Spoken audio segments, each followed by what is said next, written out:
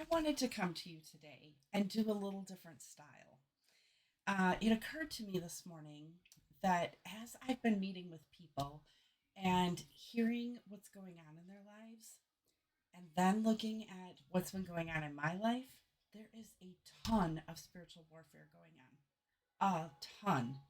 And if we are under spiritual warfare, the enemy wants nothing more than to steal, kill, and destroy.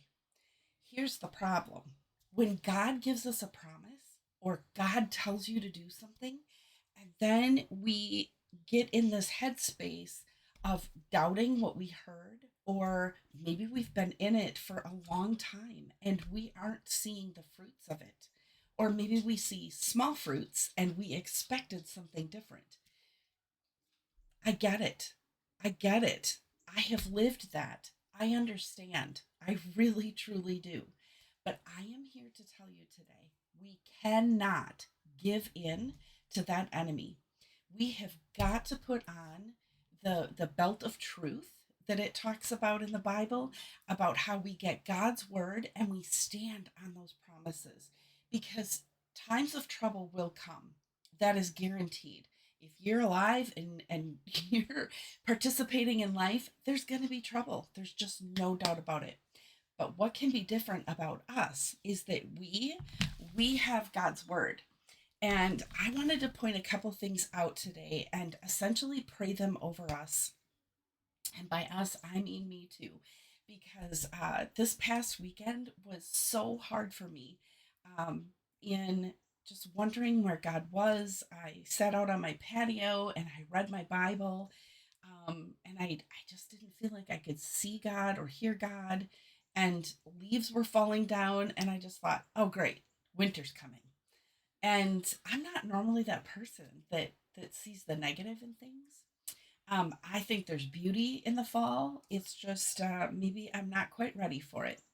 So, what I want to do today, like I said, is just give you a couple things that you can pray over yourself, and just repeat God's word back to Him. It's important that our enemy hears God's word. It's really important.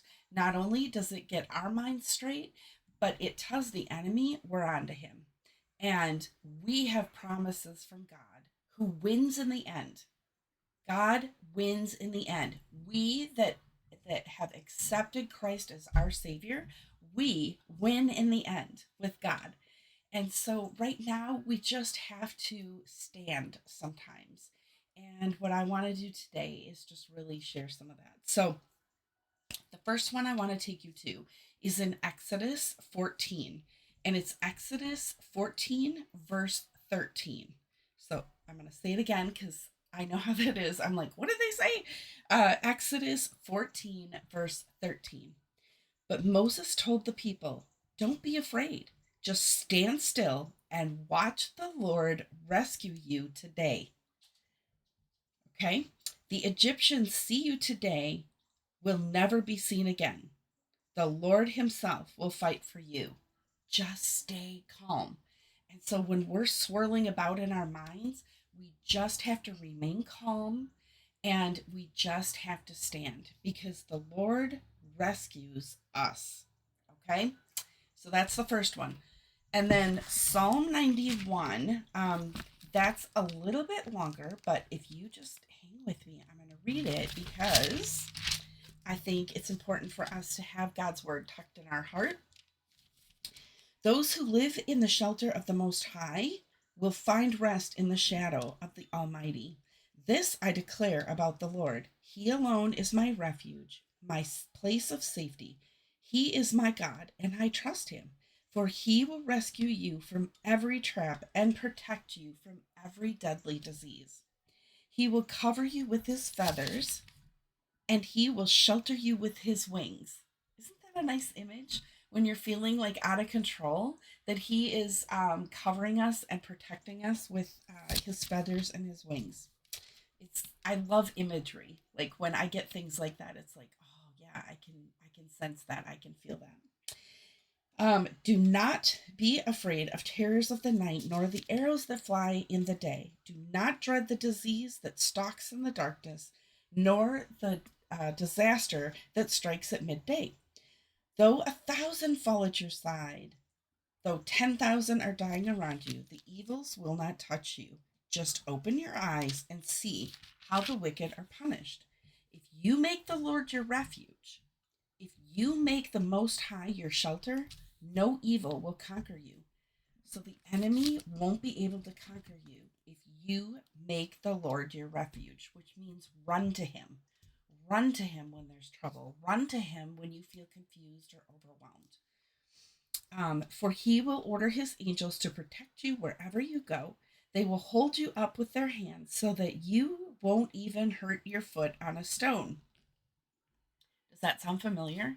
Because when the enemy was tempting Jesus in the desert, he referenced, or the devil referenced how um, God said that he won't even hurt his foot on a stone. So what happens is the enemy takes God's very words and he tries to twist them. And then we get it all twisted in our head and we get confused. So that's why we need to be reading what it actually says. The Lord says, oh, skipped ahead. Okay, so for he will order his angels to protect you wherever you go. They will hold you up with their hands so you won't even hurt your foot on a stone. You will trample upon lions and cobras. You will crush fierce lions and serpents under your feet. The Lord says, I will rescue those who love me. I will protect those who trust in my name. They will call on me. I will answer. I will be with them in trouble. I will rescue and honor them. I will reward them with a long life and give them salvation. And so, what we need to do is get those promises inside of us. Say them back to the Lord. Say them out loud so that the enemy can hear you and can hear God's word and know that you know where to find God's word. And then the last one I want to share with you is Isaiah. Isaiah has a lot of goodness in it, but I'm going to take you to Isaiah 54:17. 54:17. Isaiah 54:17.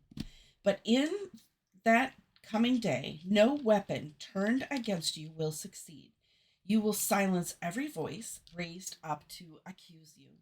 These benefits are enjoyed by the servants of the Lord. Their vindication will come from me. I, the Lord, have spoken. And sometimes I write in my Bible and I see that I made a little note that said, no matter the circumstance, we stand in victory because we are a servant of God. So let this be encouraging to you today. And I just want to pray over us today. All right. Heavenly Father, I just thank you. I thank you that you give us your word. I thank you that we can stand in your truth. And Father, I thank you for a community. I thank you that we can come together and that we can pray together. Father, I ask in the mighty name of Jesus that you would put your wings around us, cover us with your feathers, and keep us from the enemy, that you would push back the enemy so that our minds are not confused, but that we get direction from you. We rebuke you in the name of Jesus. We rebuke you, Satan, for the confusion and the overwhelm that you want to impart upon your people. There are prophets and saints. There are people trying to do their very best. And God, we just ask that you would bind that enemy and keep him from confusing your people, your children. It's in the mighty name of Jesus we pray. Amen. Go forth and be brave and sit with these Bible verses that I shared with you today and just see if God has something more to say to you.